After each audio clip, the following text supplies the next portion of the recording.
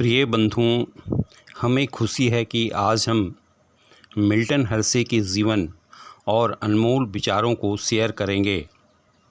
Milton Hershey का जन्म 13 सितंबर 1857 को अमेरिका के पेंसिल्वानिया स्थित डेयरी चर्च के पास फार्म में हुआ था। वह अपने माता पिता हेनरी हर्शे और वेरोनिका स्नेवाली की संतान थे। मिल्टन हर्शे की चौथी कक्षा के बाद उनकी मां ने फैसला किया कि मिल्टन को स्कूल छोड़ना चाहिए और एक व्यापार सीखना चाहिए।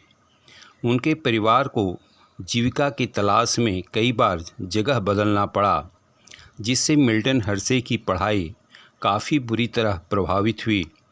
किसी तरह शिक्षा हासिल करने वाले मिल्टन हर्शे 30 साल की उम्र में व्यवसाय में असफल और दिवालिया घोषित हुए। फिलाडेल्फिया में 1876 में वह अपने पहले कैंडी बिजनेस में बुरी तरह फेल हुए। 6 साल की कड़ी मेहनत के बाद उन्होंने अपना दूसरा कैंडी बिजनेस न्यूयॉर्क शहर में शुरू किया और इसमें भी फेल हो गए। लगातार असफलताओं और मुश्किलों के बावजूद 1886 में वह लैंकेस्टर पहुँचे और वहाँ उन्होंने लैंकेस्टर कैरेमल कंपनी की स्थापना की। इस बार उन्होंने सफलता का स्वाद चखा। उनकी कंपनी के कैरेमल का पूरी दुनिया में निर्यात किया जाने लगा और उन्हें खूब मुनाफा कमाया। 1893 में हर्शे को मौका मिला शिकागो में वर्ल्ड कोलंबियन एक्सपोजिशन में चॉकलेट बनाने की विधि को जानने का। यहीं से उनका दिमाग में चॉकलेट बनाने वाली कंपनी खोलने के आइडिया ने जन्म लिया। उन्होंने 1900 में अपनी company Lancaster caramel company $10 lakh में बेच दिया। इस पैसे से उन्होंने अपने जन्मस्थान डेयरी चर्च के पास 1200 एकड़ का फार्म खरीदा और उस समय दुनिया की सबसे बड़ी चॉकलेट बनाने वाली कंपनी की नींव डाली। इसमें उन्हें दुनिया की सबसे उन्नत तकनीक का इंतज़ाम किया। छोटे बड़े प्रयासों के बाद उन्होंने अपना खुद का फार्मूला बनाया, जो 1907 ईस्वी में हर्शे किस के नाम से मशहूर हुआ।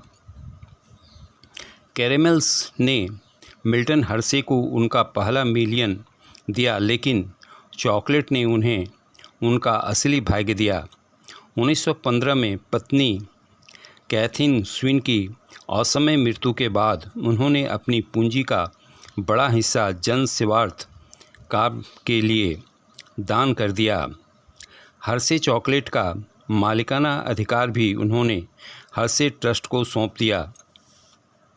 शायद समुदाय के लिए हर्शे मिल्टन का सबसे सराहनीय योगदान अनाथ लड़कों के लिए हर्शे इंडस्ट्रियल स्कूल था। 13 अक्टूबर 1945 में 88 वर्ष की उम्र में उन्होंने हर्शे हॉस्पिटल में आखिरी सांस ली। आइए अब हम उनके अनमोल विचारों को जानेंगे। हार का मुंह देखे बिना सफलता का स्वाद चखने को नहीं मिलता है, मगर हार के बाद सफलता भी उसे ही मिलती है जो अपना रास्ता नहीं बदलता या हथियार नहीं डालता है। पिछली गलतियों से सबक लेकर जो आगे बढ़ते हैं उसे मंजिल ज़रूर मिलती है। दूरदर्शिता होना भी बेहद ज़रूरी है। आप जो काम कर रहे हैं उसमें आपको बार बार असफलता हाथ लग रही है, तो आपको अपने रास्ते पर एक बार फिर सोचने की ज़रूरत है।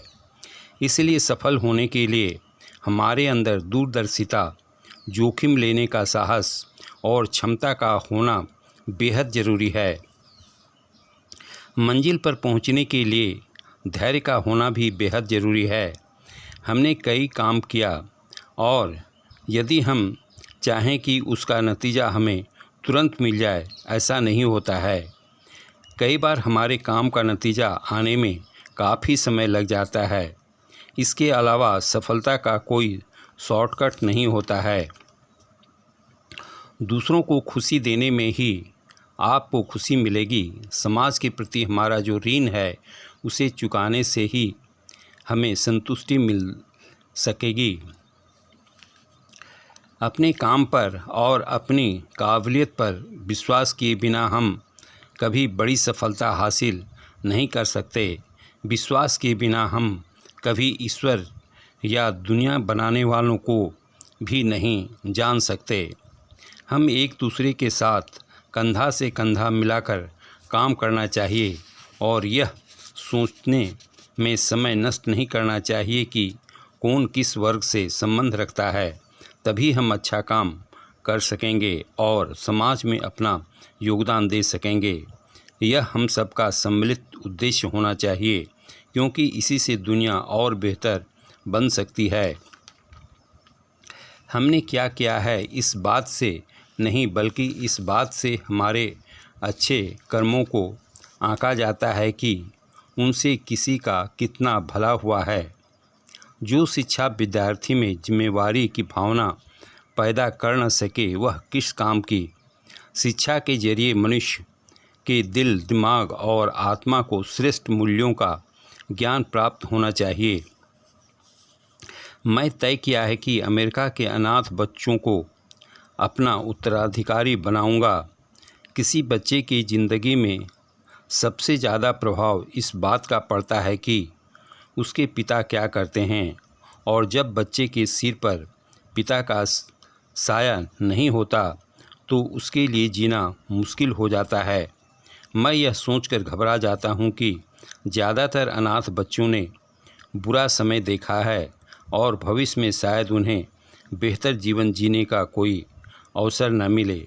इसलिए मैं उन्हें मौका देना चाह रहा हूँ। अंत में आशा है मिल्टन हर्शे का संघर्षशील जीवन और अनमोल विचार अच्छा लगा होगा। यदि इस तरह का वीडियो सुनना चाहते हैं तो सब्सक्राइब करना, लाइक करना और बेल आइकन को दबाना नहीं भूलेंगे। धन्यवाद।